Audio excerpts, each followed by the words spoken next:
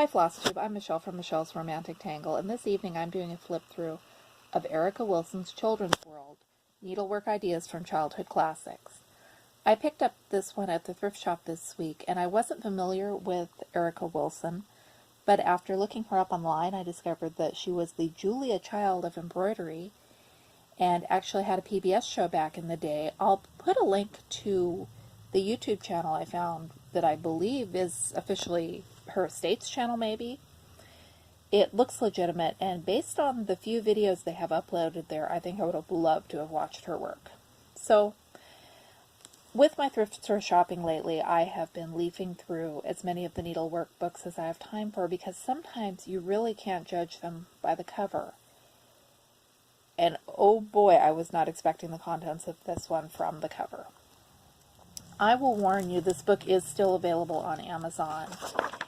And the patterns in the book are not what we would think of as patterns. So we begin with Beatrix Potter and the Once Upon a Time quilt. And like I said, that quick glimpse you saw of the patterns, and this is the quilt. So I don't know how you get from point A to point B. There is some really adorable crewel and cross stitch here. Love the little old lady in the shoe. Be warned if you want to track down your own copy of this book. It relies on a product called Trace Erase. This is not the type of cross stitch that you and I typically do. Although this little crewel mouse, I want to stitch her. And there's the lady in the shoe again. You can see I blocked off the patterns so I don't show anything that you shouldn't see. I wasn't expecting the Muppets. And I could have lived without the book if it wasn't for the Muppets.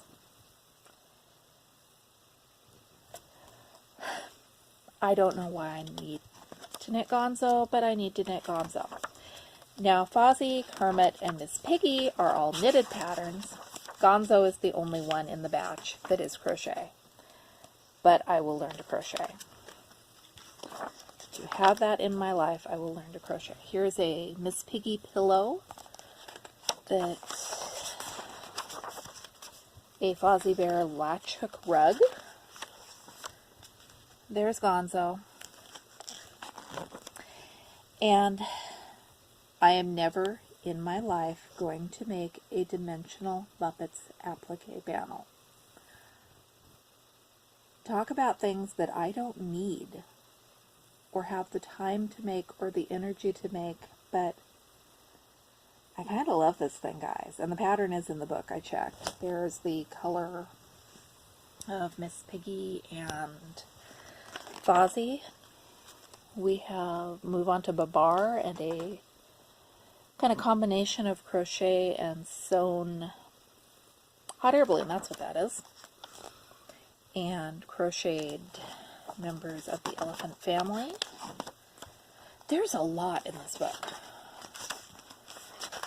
I'm telling you, even if I only stitch Gonzo, I got my money's worth. This is a Babar applique bathrobe, although I think it's code. It's crewel. If you read my blog or watch my other videos, you'll know that I have an irrational growing obsession with vintage crewel. This piece, try to get the flare there for you, I love. I would cross stitch this in a heartbeat, except that is not a cross stitch pattern.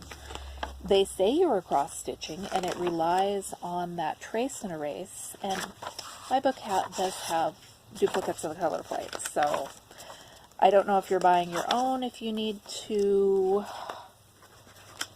watch out for it. Here's Pooh in the rabbit hole, and again this calls itself cross stitch but is using that trace and erase technique. Oh, we have Pooh, How Sweet to Be a Cloud Floating in the Blue. It's a wall hanging with Pooh in a balloon. That looks very 1980s, which is when this book hails from.